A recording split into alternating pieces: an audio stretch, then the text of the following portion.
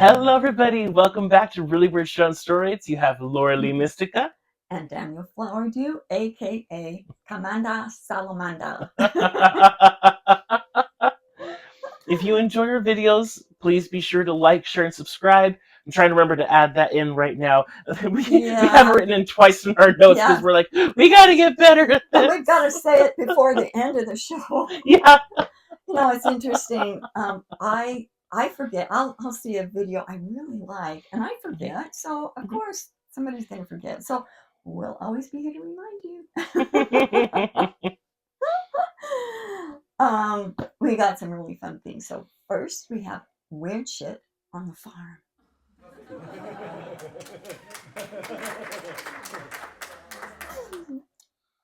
Okay, so we've got, should we do the beets? Oh, gosh. That's really weird shit. That's really weird shit. We'll talk about the beets first. Okay,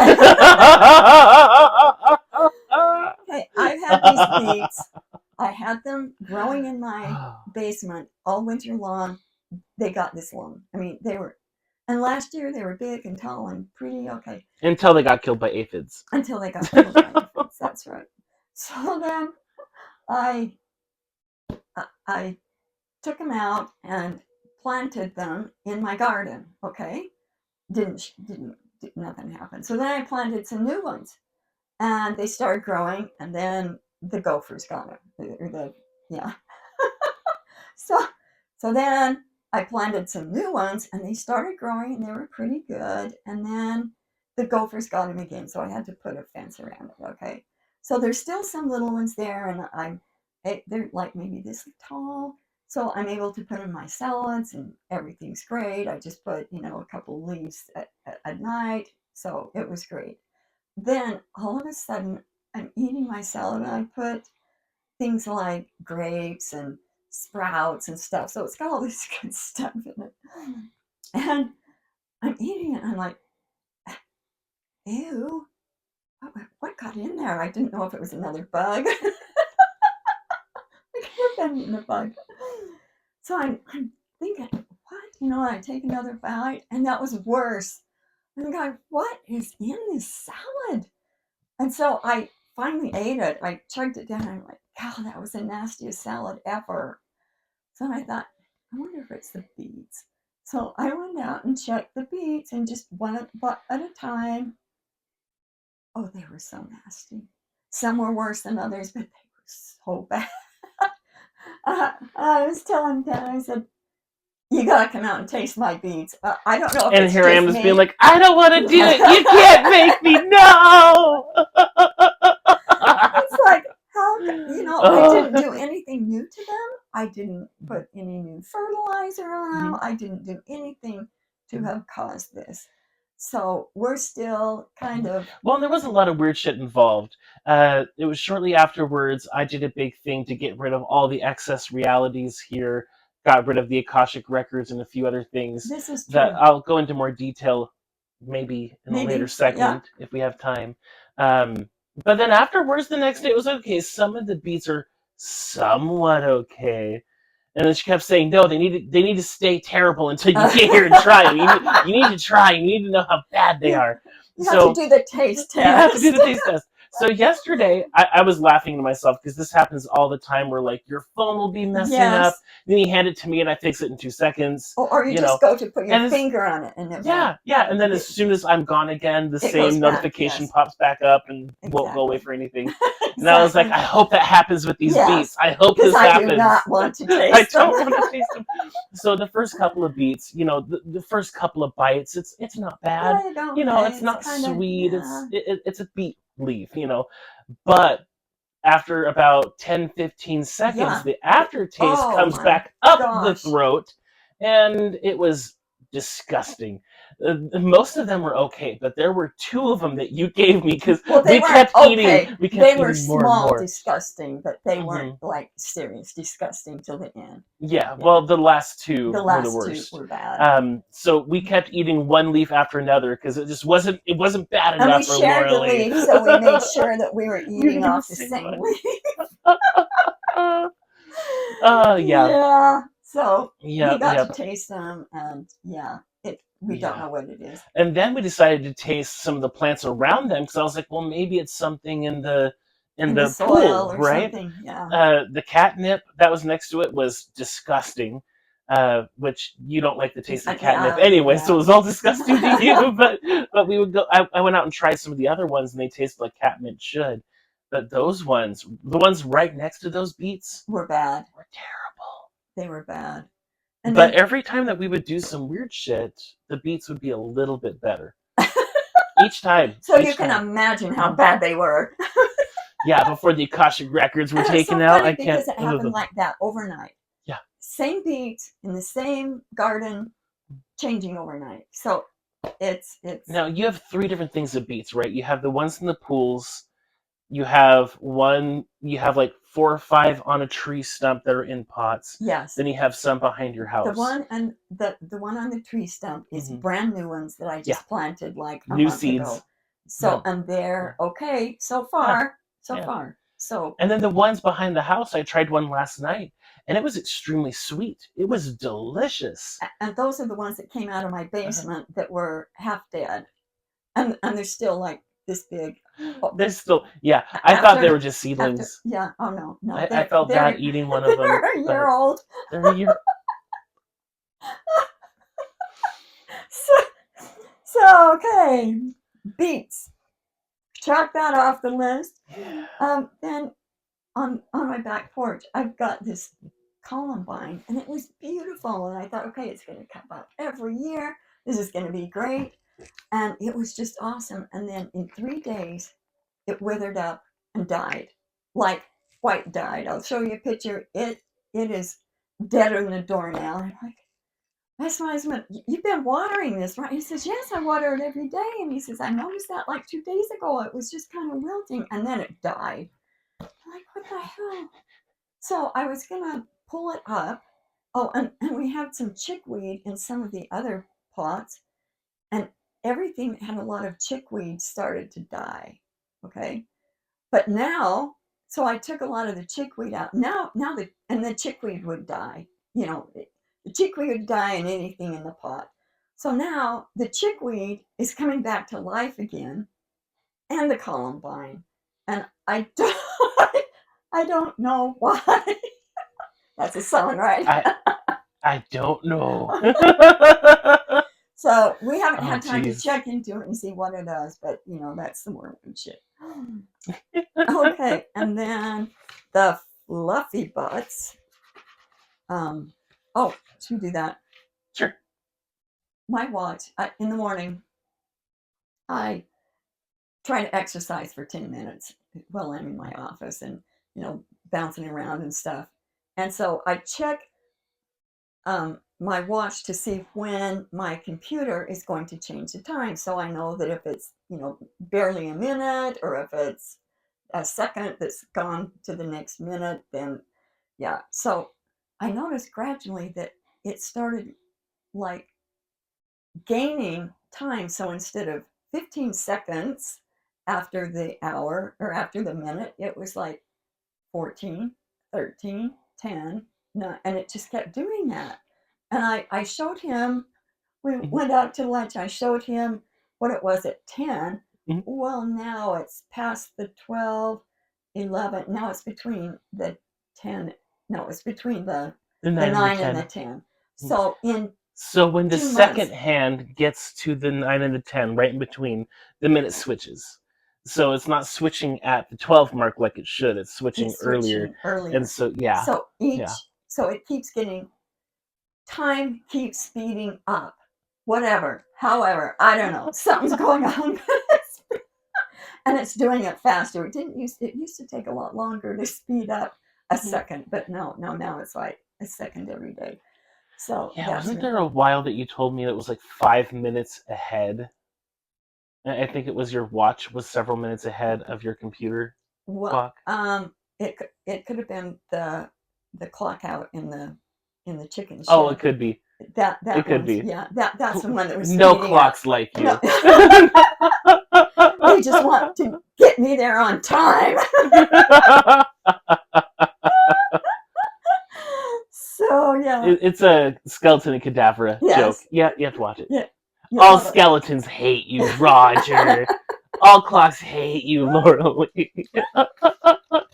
I think they do. Yeah, time for fluffy butts. Yeah, fluffy butts. Okay, so just for an update, they've learned how to line dance. Sometimes when I go out there, they're like all in a line and they're doing, it's like going to a show, and turning around and flinging around. Can Yes. you do the chicken? Can you do the chicken? and then when they go into the donut egg, they fly up and then like they're going into a slippery slide or something. Anyway, and everything changes. Okay, it's not always the same. Okay, so and then I was out there singing something, and all of a sudden they started singing with me, and then they broke out into harmony, and I'm like, "What? When did you when did you learn how to do that?" And they said, "Oh, that was in school. Daniel taught us." I taught them apparently. I don't remember doing it. Remember. Yeah. I thought that was really cute. And let's see, this is on the 10th of August. So I go out there and I sing the hi ho song, like hi ho, hi ho. And it's off to work we go. Exactly. and they joined in, and then I sang another song, and they said they love to sing their beaks up with the line dance because they were always doing this when they were singing. So then on the 13th, I came out there and I sent love to the fluffy butts, and they came out and did the happy dance and then went back in the donut, and the egg saying, "Gotta go, we're really busy." So I started singing the hi ho song, and then they come out and sing it with me. I said, "I thought you were busy. Why are you out here now?" And they said, we're learning how to be two places at once. I'm like, cool, bilocating, I would teach me how to do that. So then on the 16th, it had been really quiet, and I locked the other chickens up and I tried to tune into the fluffies and got this robotic answering machine. Not home, be back later. It got really quiet again. So I thought there must be something up, something's shaken down. So then on the 24th, while I was cleaning the chicken area, I had to go into the fluffy butt pen for some reason. And I started looking around and sweeping the cobwebs, and I started getting really sad. And the fluffies immediately came out and told me, "Don't be sad. We're right here. Don't be sad." And I said, "I know. I guess it's that a part of me, a part of my life is over. For 15 years, I had lots of ducks and rescue chickens and built this place to be a chicken haven with lots of people coming and going. And now since COVID, hardly anyone comes over. And now I'm downsizing my farm. And it is way less work. I grant that. It's way less work on my part. It's probably about not even half the amount of treats. Yeah, oh yeah, and way less food. Yes, yes. Way less poop. Way less food. Way less poop. Way less poop. So it's way less work on my part, but probably never have lots of chickens again. And that really made me sad. And my husband stopped eating eggs. He thinks it gives him gas. So it's like, okay, whatever. And I only eat 2 or 3 a day. And all the neighbors have their own chickens, so I can't sell them or give them away. I could give them to you, but it would he only come like once every 3 weeks or something. So I have no idea also what to do with the pen and the coop that would with the coop could withstand an earthquake. I mean, their coop is like a bear couldn't get into it, like really. And I got the answer that I would hear a lot. I've been hearing this a lot lately when I ask questions about the future, and I get, "You'll see." So that's what I got for them. And they said, we're always here. Our missions are very important to us, and we couldn't be happier. Everything is working out in perfect order. You will see. So I thought, okay, thanks. Thanks for that. Then on the 26th, Daniel brought me, oh, this is so awesome. He brought me 2 funny yard signs, okay? One of them said Poultrygeist, and it's a little, it's a little ghost chicken with wearing a cowboy hat and glasses, and it's cuter than heck. And we put that by the chicken shed. We placed that last night. And then this one's really, really, really, really funny.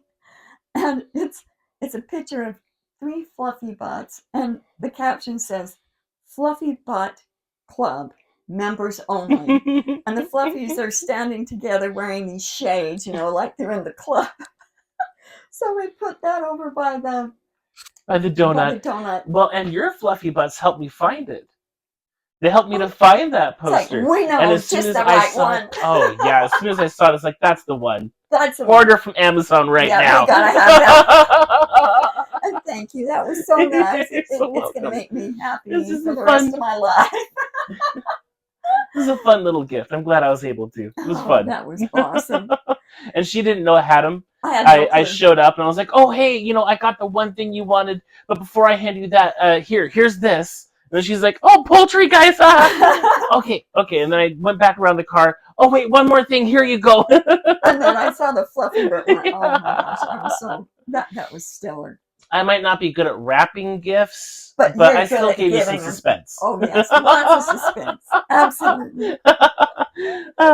Kept thinking I was going to hand you we had to get more insulation here, the silvery reflective insulation. Yeah. And so Laura Lee had me buy it when I was in town recently. And, she paid me back and everything. But that's what she was expecting me to bring out to her. And I just kept bringing out these with these cool yard signs. I thought that was awesome. Okay, so then today I started singing the Hi-Ho song, and the Fluffy Butts came out, and I'm like, well, that's new. They haven't been out for a while. I thought it was nice because I haven't heard from them for a while. And then when I was mixing mealworms in with the treats, I started thinking about what I had written for the show notes about how sad I was about the changes and them being gone and everything. It's a big change. It's a huge change. It's a big change. Like 15 years, and then all of a sudden, it's gone. Well, and it's an entire run that you have out there. You have the chicken coop. It's directly connected into this huge run that has all of these areas that they can run and hide in. It's a big thing. It's a major shift. Yeah, it totally is. And so then I'm just making sure you guys know that, because I know most of you haven't ever been here. So yeah, it's a lot almost bigger all than of you think. haven't been here. Nobody's been here. Yeah, maybe 3 or 4 people. Yeah, maybe. Okay, so then I heard one of them say, I think it was Purple Picker, who was always waiting. She'd sit in the coop and wait for me to pick her up, hug her, give her cuddles, and then put her on the ground every morning. The other ones are bolting out of there, and she just waits for me. So, and she said,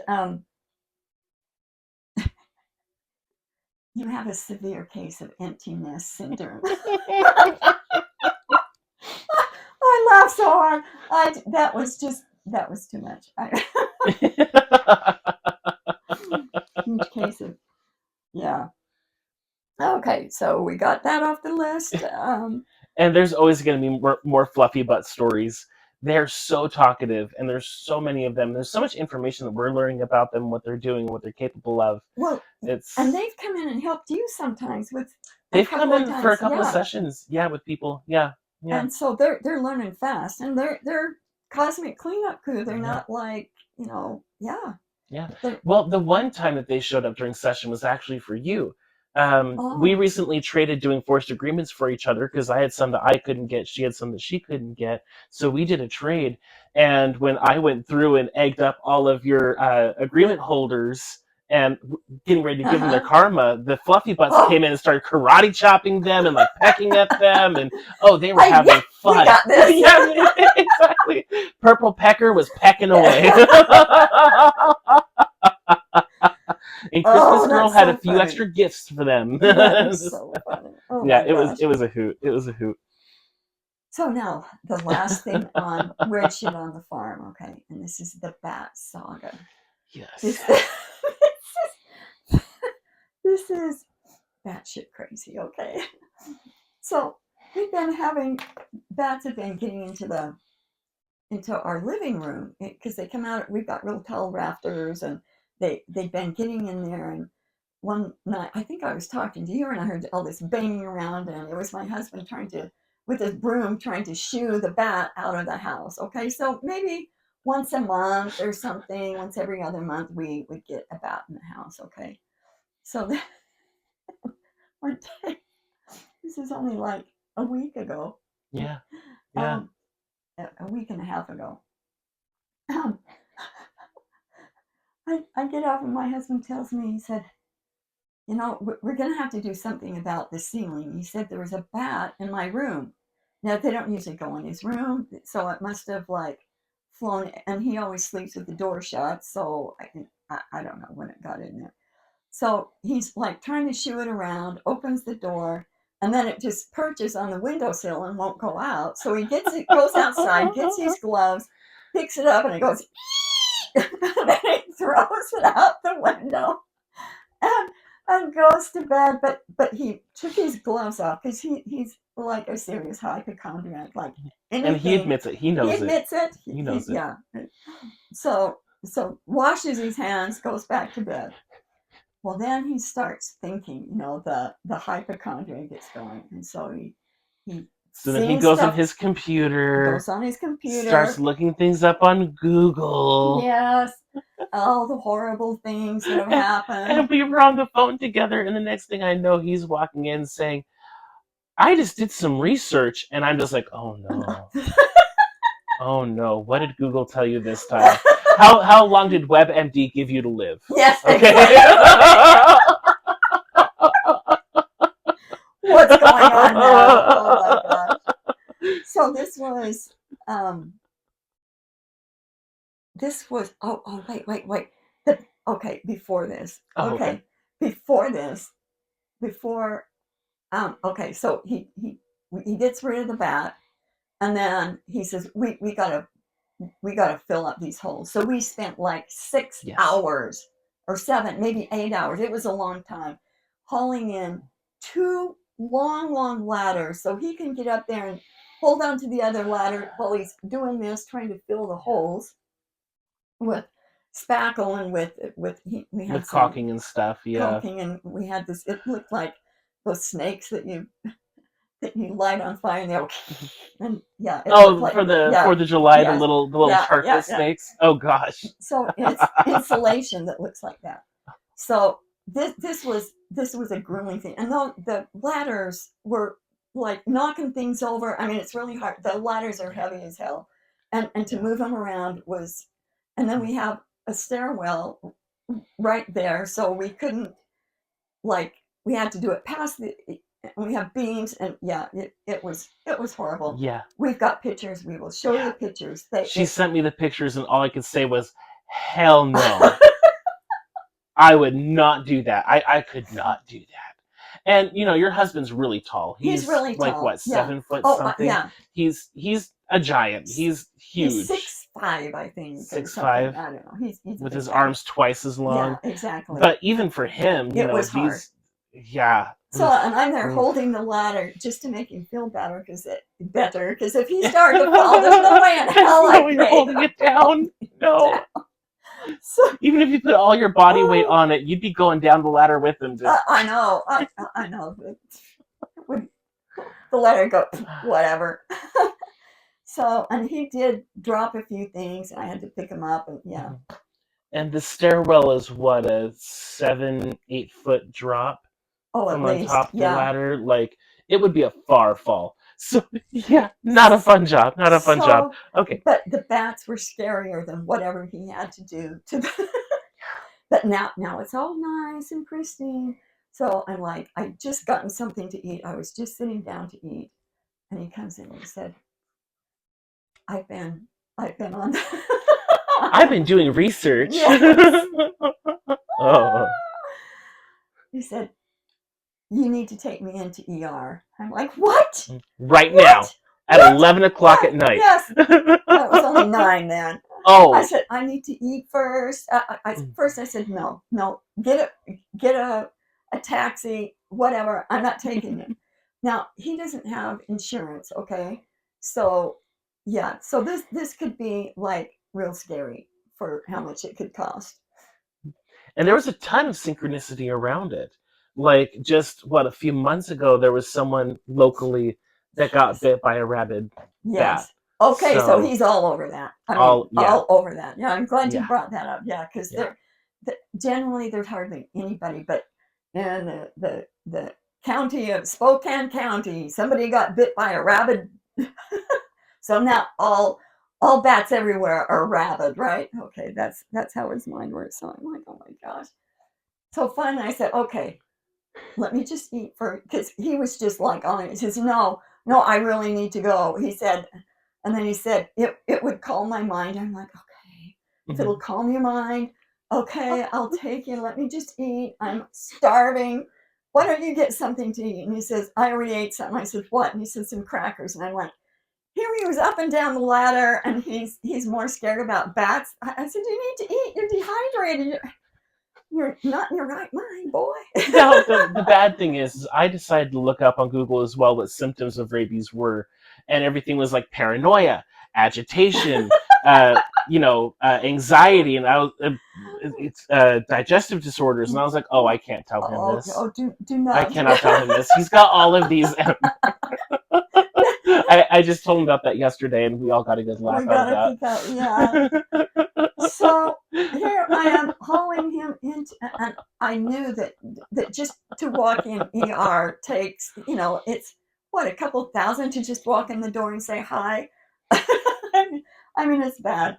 So we go in there, and he signs in, and they already had him on record because several years ago, like, I don't know, 8, 9 years ago, he kept thinking he was having a heart attack. So he called the paramedics, you're fine.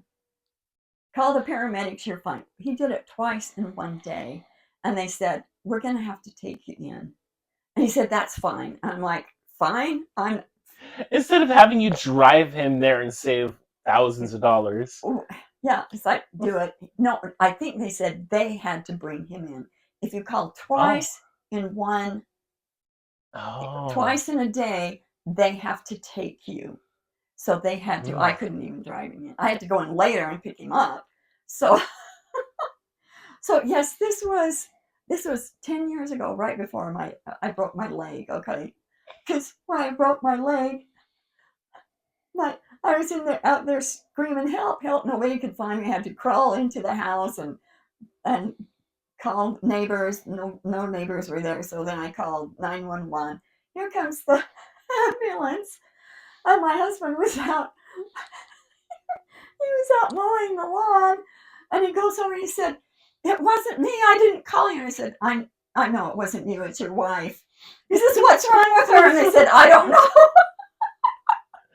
You've been home. Why don't you know? So that's our history for going to the hospital. So they already had him in their system, right? So we go there and sit down, and I call him to see how long. It's like, is it going to take like 2-3 hours? How long? And you're like, oh, you could be there all night. You could be there all night. I'm like, no, I've got things to do, and I'm tired. I'm really tired. I want to go to bed. Okay. Yeah. And so finally, it's a series of, they take you to one place and then they take you to another. It's a series of, get your blood pressure and then go here and then go here. Well, while we're in this range of rooms that we were going in, they were saying that, one of the nurses said, I heard about that there was bats. He said, see. She read the same article in the spokesman review. So then, finally, and these rabies shots, they're not like real mainstream. They have to like custom design them. Okay, so it's okay. So I had to get a shot in each arm and a shot in each leg. Okay, so he had like 4 shots. I thought he had 5. Anyway, there was lots of shots, and finally they come and take him and said, "Yeah, you can go home. You're not having any." His blood pressure was fine. I thought his blood pressure would be through the roof, but no, maybe it's because he was in the hospital getting these shots. And I don't know. He felt fine. He felt fine. Life was good. Life was good. So he hadn't eaten anything, and he wanted to stop at Taco Bell on the way home. I said, okay. We got there at 2:45 because at 3 o'clock they would have closed. So we get there in the morning. 3 in the morning. 3 in the morning. So from like just clarify. 9 to 3, we were at the hospital. Yeah, lots of time well spent. Yes. Yeah. Okay, so then we go home, and I'm like, okay, I just want to go to bed. Just put me to bed. So then, after you've had the shots, then you have to call and make an appointment to get the rest of them, because you have to have. He took those on Friday. He needed to go back in on Monday, then the next Friday, and then the next Friday. So he's trying to call him. Nobody's answering. Finally, Monday morning, he calls really early, and somebody was there, and they got us in, and like really early. He says, "You got to get up. You got to go now." So when we go in there, then he's looking it up. It's not. We had seen where it said 11,000 to go in for this. Oh no. Yeah, $11,000. $16,000. Yeah. To go into the hospital and get this treatment. $16,000. Okay, I'm like, yeah, that's not going to work out so well. Especially since my income is so sporadic. I never know when I'm going to get my next dollar. So then we go into the first one, and you have to, we were able to actually get in there. We didn't have to go to ER, because that would have been another whole whatever. So we went to, they had the infusion center. So that's where he had to go. Well, in there, they were telling him that there was another nurse that also got bit by a bat, and he's like, "Really?" More synchronicity. Yes. Okay, so more verification. He's right where he needs to be. Yeah, that's right. Yep. So then we go again on Friday, and there was a new nurse that was taking care of him, and he said, "I understand that there was another nurse here that had a bat. That got bit by a bat." Yeah. And she said, "Yeah, that was me." I'm like, "What? What the hell?" And Spokane County is pretty big, so the fact that you went to just the right location where she was working, and she was the one working on you or working on him that day. Exactly. That's so pretty. What she did, he said, "Did you get the bat?" And she said, No, my cat brought it in, and the bat was just kind of laying there, and she said, I thought it was, I was stepping over it, and it reached out and bit my ankle." And she says, "You know how vampires, they say bleed out down their chins? Well, this one bled down my ankle like that." So then she goes, I said, "So what'd you do?" And she said, "Well, I got some paper towels and wrapped it up and flushed it down the toilet." That poor bat. I know. That poor bat. It wasn't its fault. He should have bit her twice as hard. Yeah, these stupid humans. Stupid cats and stupid humans. I know. That poor doesn't bat. have a chance. You told me about that. I was kind of distraught. I was like, that poor bat didn't do anything. He was just defending himself. I know. That's what I thought. And I was. If it was me, I would have taken him to the vet to make sure he was okay. I would have too. Yeah. So I'd be petting it. "It's okay, little Vladimir. We're gonna get you to the vet. You're gonna be just fine." We'll make sure you're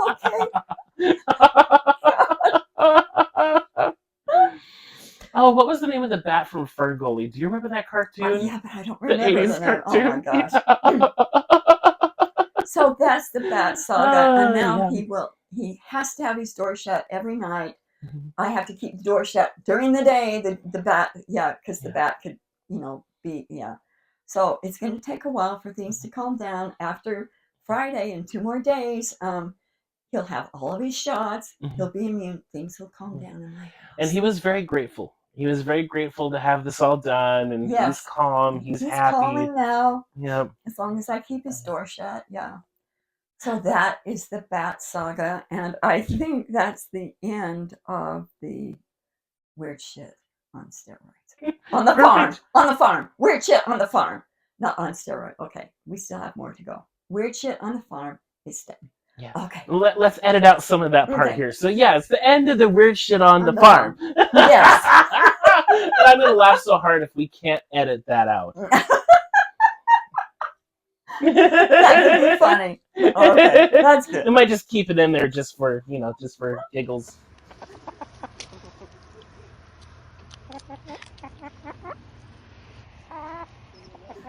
Okay, so the pen. Did you do the pen? No, I just told you. Back to the Magick Pen. Yes. Okay. The never dying pen. Now I found out why this had tape on it. Well, I got another pen in the house that's getting real low, and I didn't want to mix it up. Okay, so that's why. But you can still see that there is zero. There's nothing in there.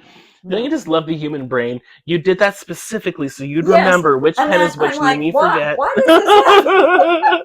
Happens to everyone. Oh, why did I do this? Yeah. Why is this on here? Oh, I did that. Yeah, I did Okay. that. Me, I'm to blame. Yeah. Oh, okay. So next. So maybe on the back of this, are you going to show? Are you going to show this still right? Yeah. Okay. That's part of the fun of the Magick Pen. That is it. Well, that's the only reason I would have the pen out here is to show you it still writes after all that.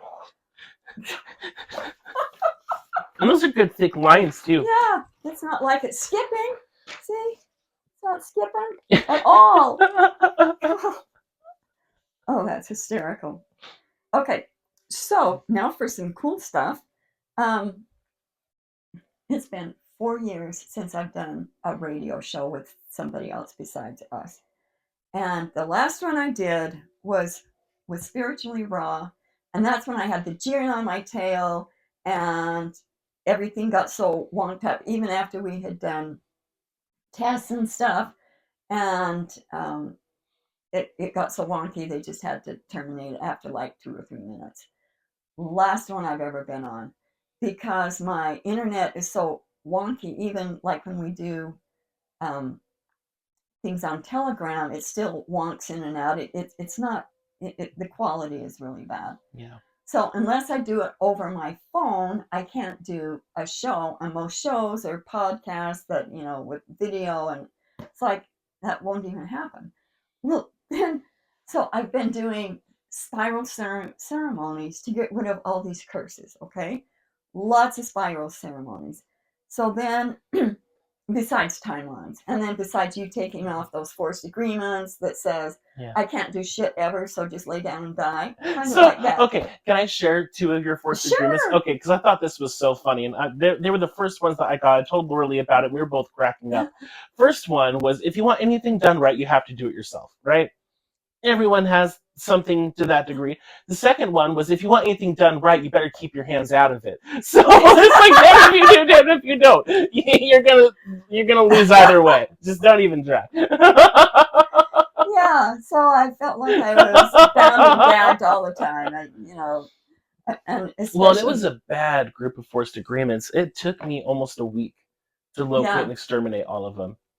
Yeah, they were gnarly. They were bad. I'm still trying to get them written up, and yeah, they're really gnarly. I'm like, yeah, that makes sense, but that sure is creepy, scary. What the hell? Why would I agree to this shit? Well, why did we come into the body in the first place? Because we didn't know better. No, just kidding, we did. Some of them are forced non-agreements. It's like, you don't agree. You can either agree or not, but we're going to do it to you anyway. So it doesn't matter. It's forced on you either way. So Yeah. Yeah. So then I get this phone call from a lady that had bought a pendant from me, and for some reason she thought it was plastic or something. I guess she kind of thumped on it and thought it was plastic, and she said, if you're if you're if the rock dust shouldn't be encased in plastic, how does that work with the pendants? Am I missing something? I wrote back and said, it's borosilicate glass. It is very tough. I've stomped on them. They're very hard to break unless you drop them on a soft, fussy carpet. Yeah, exactly. Yeah, we Unless talked you about drop them that. from just a couple inches off the Yeah, ground. yeah. Yeah. And you're under attack. Yeah. Then That's when they, it yeah, does it. that's Yeah, when it yeah. does it. It only ever breaks when it's important for it to, when it's taking the bullet for you. So then So yeah. she writes, she says, "Oh, okay, I'm sorry, I didn't mean to sound stupid." And I said, "It's not stupid. It's it's what you thought." So then this lady, her name is Stefanie Butler. She has a radio show called Conscious Heart Co-Creation, and she said, after reading some of your stuff, I would you like to do a show with me? And I'm like, yeah. If you want to try. I said, you want to try and help me break this spell? And she says, yeah, I'm up for it. So then I find out that Zoom has a new thing where you can call in from your phone. So I can call in from my house phone that's wired in, no interference, and do this. So we did that last week. Yeah. And she said it'll be out in another week. So broke the spell. Even if something happens that she can't get it out and we have to do another or whatever, at least it got this far.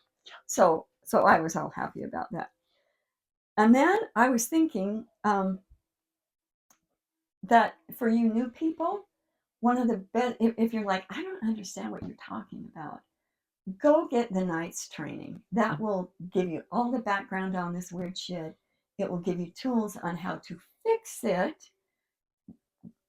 like great information on doing spiral curse reversal ceremonies and and the timelines, the implant removals, how to clear energies, everything about the eggs. It's like how to everything. rebalance your nervous system. Yes, Lots of good stuff. How to balance your nervous system. so go and check that out. So then Daniel has new classes that he's thinking about. Yes. So I have the syllabus pretty much made in my head. I don't have anything written down really, but I have good enough memory that I'm thinking that's probably going to be good enough, right? Just start with it. It'll get you going. Yeah. But I so far have 3 classes planned. One of them is going to be for learning how to do kinesiology testing for yourself. Figuring out if a vitamin is good for you, if this brand is better, if I should turn down here, if the best parking spot is going to be over here, just finding ways to make kinesiology work for you in your day-to-day life. It's a game changer. It is. When you learn, if you take his class and you learn, it's going to be a game changer. It's going to be really good for developing your psychic his abilities class too. And the Knights training. You do them both, and you get his hands-on training with you. Okay? Yeah. And I already figured out what program I'm going to use for it. That's been holding me back for a while. So the next step is I just have to pick a date after I figure out how to make it work on my website. That is the next big thing, is trying to figure out on the website how to. But I got that. I'll get that figured out, no problem. So yeah. So the first one is learning how to do kinesiology for yourself. Second one is going to be learning how to do kinesiology for other people, plants, animals, people in your family, just to help okay, was this really their intention? Am I missing something here? Is there something I can bring to the plate that'll help balance this and, coming from a place of authenticity? And then the third class is going to be learning how to do some basic directional non-force chiropractic for yourself. And I learned that by, learning how to do some things for myself first, and then I kept practicing, and then I got to the point where I could start doing it on other people. So, you know, And if you're not really many dedicated people to know it, this. it's Like it's not well yeah, known. no, I don't know anybody no. around here that does it. There might be, but I don't. Do you know any doctors that do that? I don't. I I don't. don't do. They I might did be, but have a it just cranial so sacral teacher that did something similar, similar, but it but was not yeah, exactly. Yeah. yeah, yeah, yeah. So those are the 3 classes I'm planning on doing, and I am pushing to have the first class in mid-October. Okay, I don't have a date figured out yet. Okay, so don't quote me on it. But if you keep following, keep following our information, stay on Laura Lee's newsletters, follow my channel as well, like, share, and subscribe to this video and Yes. our Yes. channels, and you'll get the updates and you'll know when I have the date picked. So it's in the works. It's in the works. Awesome. Okay. Now, are you done? Yes. Okay. Yes. Just so you know, this is just a spoiler alert. We've got a new ally that we call the pufferfish, Mm-hmm. and I found him on my timeline, and I saw this thing that kept getting bigger and bigger and nastier, and I'm like, what is this? And it was just exploding with chaos and crazy, and I thought, what is that? And so I started calling it the pufferfish, and and we were able to get the puffer fish switching to switch sides. He really wanted power. That's all he knew. He wanted power. He didn't know good or bad. He just wanted power. So we got him to switch sides. He's been to rehab, and he's on our side now. We'll tell you more because there's a lot of details. There's a lot of details, and we're still trying to figure everything out about him ourselves.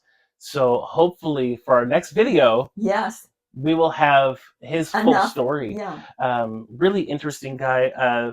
Part Phoenix, kind of a shapeshifter. So he's Phoenix, rock, and pufferfish. So lots land, of sea, interesting air, stuff going on. fire. Yeah. And one of the key things I think is important for everyone to know is that he was originally tied to a doll that was created to be an artifact by Mardudu Head, and he created several other artifacts like this. That its whole function, that doll's whole function, was to create extremely evil and terrifying egregores. And I currently know of at least 2 dolls that are a part of that. I think that night when we first discovered it, we counted like 50 different artifacts that were made from our doo-doo head. That was their goal, was to create these nasty egregores. And artifacts. It's while we're on the subject of Mm-hmm. artifacts, we were thinking, okay, we need to make some artifacts of our own. And then I'm like, bingo! What have we got? We've got the best artifacts. And they're, we call them premium artifacts. So they're the best. Okay. Yeah. They're capable of so much. And, we had this realization years ago, and it was awesome then. And then we just but then it forgot. just it just disappeared. And then Laura Lee had it come up again a couple of days ago, and it's like, yeah, that's right. Because not only are they artifacts themselves, but they're so versatile. One thing I do want to share is currently we are going after a very high level threat. Oh, yeah. And this threat, its whole goal is to attack anyone with the rocks and eggs. I'm not saying this to scare anyone. I'm saying this because what its MO is it wants to bring back certain traumas or fears or pains that you have healed, and then blame that coming back on the rocks and eggs. So keep that in mind, dear Screw You losers. And one thing that I discovered is that our authentic soul sumas in our hardcore stars already has all the codes and keys of all the healing that we've gone through. And when this thing is completely taken out, those codes will be reactivated, put back in place, locked in and sealed. So until then, just keep up with the Screw You losers and know that you don't have to buy into it. Exactly. And hopefully we'll have this thing exterminated by the time this gets... It always takes us at least a week to get these out. Maybe this will be different. Maybe we'll get it out first time. First try. Yeah. Yeah. So keep that in mind. Keep up with the screw you losers. It's screw you losers, up yours losers, and down yours losers. Yeah, I don't know if we said that last time. Yeah, we did. I think so. I don't know. Because anyway, up the food chain and down. Down the food chain. Yeah. I want to get them up. Okay. Exactly. Do you want to talk about this one? Oh, okay. So Laura Lee and I have been going down some more rabbit holes lately. That's kind of just what we do. And, since a lot of our missions here, us HRT as well, a lot of our missions here are to get rid of the porn vibration here on the planet and in the hologram. And, there's one particular term. I've never really heard this exact phrase before, but I've met people who fall into this category called Disney adults. And literally it is that some of these companies have such a deep understanding of psychology that they are able to use it to, for one, keep us hooked to their shows, keep us hooked to, wanting their memorabilia, wanting their items, wanting, and bringing out our inner child in a very corrupted, nasty way. And Laura Lee just showed me a video of this guy that did a really good 20-minute documentary on Disney adults. And some of them are into regression and not as a therapy. There's a lot of really funky stuff that goes on. One of the things that he said in his video that really stuck was he talked about the current movies and how every 30 seconds something happens to activate our dopamine levels, either a loud noise, some sort of fanfare, some kind of joke, or, just something to keep us hooked onto the show. But about 20 years ago, the shows were completely different. He brought up one of the top movies. I forgot what it was called. But the movie started off with like 10 minutes of one single scene with no talking. It was... Oh, right. Yeah. It was pretty... Well, and then there was 2001. 2001, A Space Odyssey. I think he brought that up. Yeah, I think he did bring that one up, because it was no talking, hardly any talking. Yeah. And there's a Studio Ghibli film that came out a couple years ago called Red Turtle. It's another movie that has no talking, and it's beautiful artwork. But the thing is, if you're paying attention to the show, you're contemplating, you're thinking, to whereas these newer shows, they tell you what to think. There's no loud room things for coming in all the time. However, I do love Marvel films. I do too. I will say, I still enjoy I them. do. But, it's just important to know what's going on, because then you can still enjoy it, but you're not going to be buying into it completely. You're going to be able to disconnect from it, like, oh, okay, that was a good film. I wanted that to waste my time here. I got the dopamine I needed. You take the good stuff, and it's like any program that you bastards want to give me. No, we're not doing that. Yeah. One thing that I always liked about the Aulmauracite stones is they remind me of Goblin Steel from Harry Potter, where they only take in what makes it stronger. So, in Harry Potter movies, they have the Sword of Gryffindor, and, this is another film that uses those psychological techniques. But, but in one of the scenes, the Sword of Gryffindor is used to kill a terrifying monster that has this venom, and then the sword became impregnated with that venom. These rocks, although they're not exactly the same, they're able to alchemize it, transmute it, and then bring out the best qualities in it, in effect making them stronger, making you stronger. Yeah.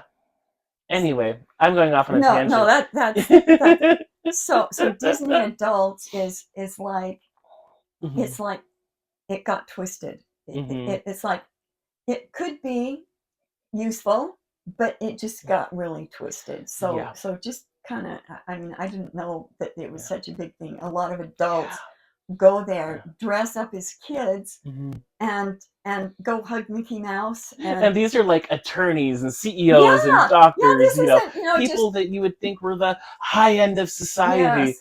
Yeah. No. Yeah. It's That's not okay. Then the next one. You're gonna have me talk about both of these. So the next one is a group called Furries. Now that it's gained a lot of momentum since I think the 80s. But we'll last couple of years it's gotten we'll put these links in the description. Yeah. So Laura Lee sent me another video. So okay, so I had to take a family member to a dentist yesterday, and the parking lot for the dentist is the same parking lot for a preschool. So here I am in the preschool parking lot watching videos about Disney adults and furries. And I was cracking up because I was like, oh gosh, if any of them come to my window asking what I'm doing here. Because this family member, they had to be in the dentist for like 2.5 hours. It was a big operation they were going through. And so I was out there for a long time while people were loading up their kids and taking them into the school. And I'm just like, oh gosh, if one of them stopped me and asked me what I'm doing, what do I say? What do I say? Don't let them have your phone and look at your history. I swear it's not what it looks like. It's really not. It's a documentary. So this documentary on furries, you finish because you. So furries are the basically it is animals that have been turned into human-like. I think the term is anthropomorphized. I think that's what it is. But basically, they're made to have human features: hands, arms, legs. Standing tall. Like one of the examples they give is Lola Bunny from Space Jam, right?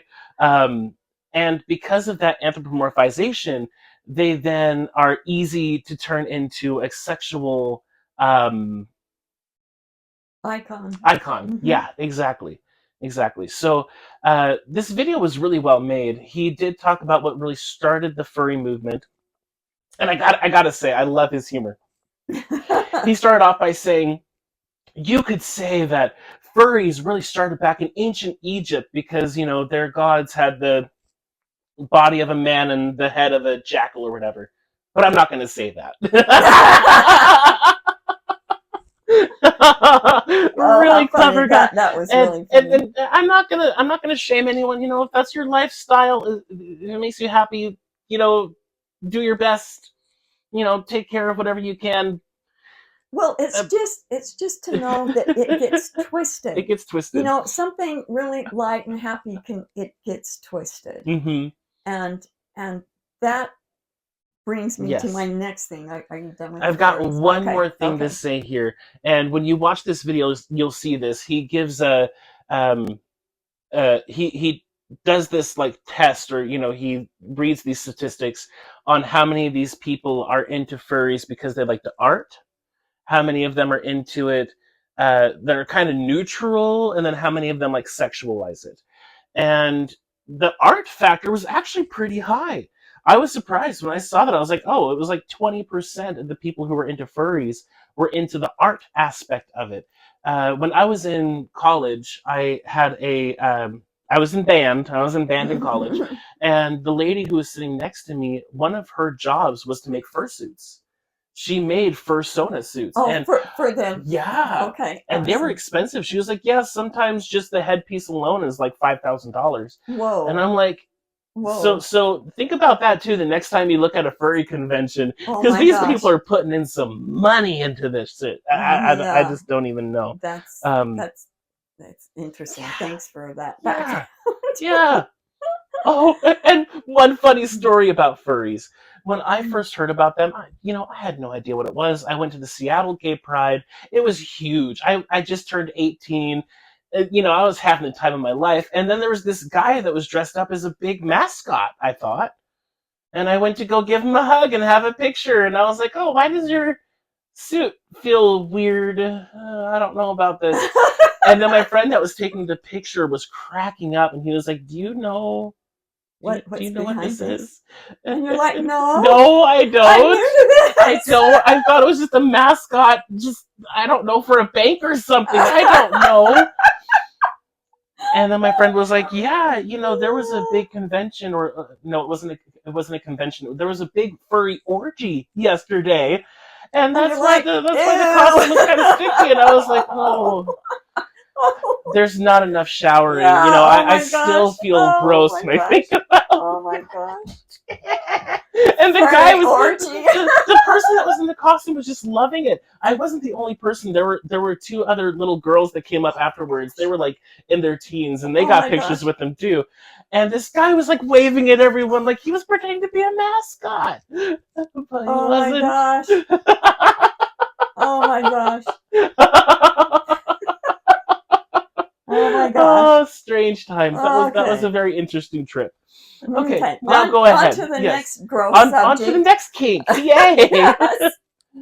So I've been watching a lot of ex-Mormon videos, and it's like the ex-Mormon, the whole movement is getting bigger and bigger as people realize how evil the church authorities are. Almost 300 billion, almost 300 billion in their coffers, while they're telling Oh, while they're it's a telling lot of money. pay your tithing first, and then you'll be blessed. Yeah, well, I know that didn't work. Okay, so they're just, and it's a lot about control of women. You go into the temple, and you you promise to obey your husband as he obeys the Lord. Okay, so it's all about obedience. The and yeah, God sure got this obedience thing down. Okay, so this one lady was equating it, the structure of control, to BDSM, and Hmm. I'm like, holy crap, that is Hmm. true. That Hmm. it's, you can do this and you can't do that, and if you do this, there's going to be repercussions, Hmm. and and You don't everything. want to be a bad girl. Yeah, except for with me. I need to go burn And my throat now. That was how bad. sexualized it is, and Hmm. it's like, it's, don't show your shoulders, but then Hmm. guys will come in and say to their bishop, I essayed a 12-year-old. Oh, well, you need to repent, Hmm. and it'll be okay. But It's okay. It was all her fault anyway. the little girl, um, if she tries to do anything about it, it's like, let the church authorities handle it. Don't call the police. Let the church authorities handle it. And the way they do is they spank their hands and say, don't do that again, which it always does. So Hmm. the more I'm watching, it's like getting bigger and bigger and bigger. And then this BDSM aspect, and that's not just in Mormons, it's in all religions, but it's this Yeah. really bad in Mormonism, with the bondage of men in a woman's life, Hmm. dictating everything they do, what underwear they can wear. Just saying, you go through the temple, you've got certain underwear that has now changed. It used to have cap sleeves. Oh, now you can do sleeveless. And they used to tell the girls, I didn't know this, that you can't show your shoulders, because if a man looketh upon a woman to lust after her, he's already created the sin in his heart. So you can't do that, because a man might look on you to lust after you, and then it's your fault. So all of this culture of So making it the remember, woman's don't show fault. your ankles, girls. That's right. No Hmm. shoulders, no ankles. Well, you can show ankles in the Mormon church, not your knees. No, that was back in the 1800s or 1700s, Oh I believe. yes, that's true. Showing your ankles was a sign of being a slut, Yes, basically. yes, Yeah, so yeah. So same it's all, concept. yeah. So Wow. yeah, that was a rabbit hole I didn't know about, BDSM and the Mormon Church. Yeah. Hmm. Okay. And Hmm. I'm really talking it out. I didn't used to hardly tell anybody I was an ex-Mormon. Yeah. I just kind of kept it quiet. It's Hmm. like, yeah, I left organized religion, and now it's like, no, I'm out there talking. It's Hmm. like, and if you need some good um, websites to go to, contact me. I will send you Hmm. a list of Hmm. really good ones. Oh, really, really good lady to watch is Cults to Consciousness Oh on yeah. YouTube. Oh yeah. I'll post one of her Yeah. videos in the description, She's got really good and ones, she's because got it's some not good just stuff. Mormons. It's Hmm. like, oh Amish, all the different types of yeah, cults. The Sons of God, I think, is what they're called, and yeah, all kinds of and insane sex stuff. cults, and Hmm. yeah, it's. Vampires, She real had a vampires. vampire. Yeah, Yeah, I think I yeah, saw that one. yeah. She had a couple of videos talking about real vampires. Yep. So Yep, well, real. Some of them were just doing it for a ploy, but yeah. So the bottom line is this information is leaking out. It's going viral. A lot of authentic truth that we've known for a long time, and AI is doing a lot of it. I'm like, really? Really, AI? Well, thank you. I know there's a lot of really nasty AIs out there, and you have to be really careful, but there's a lot of good information.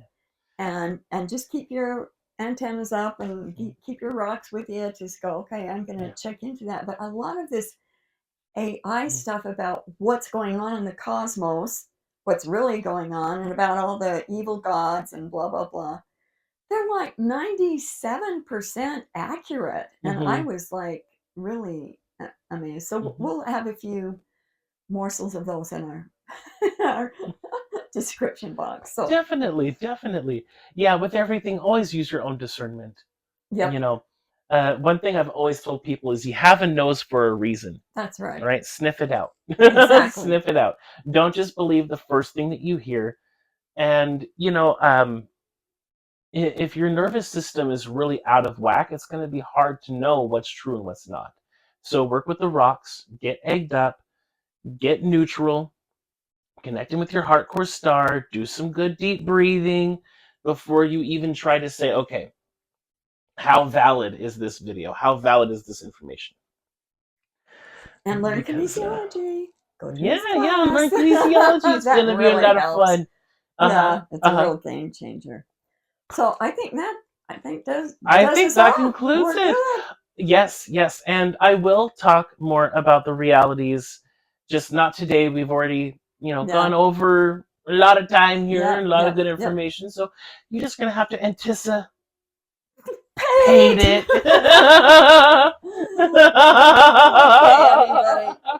Have a good one, day or night or whatever. Okay, see you soon. Ta-ta for now.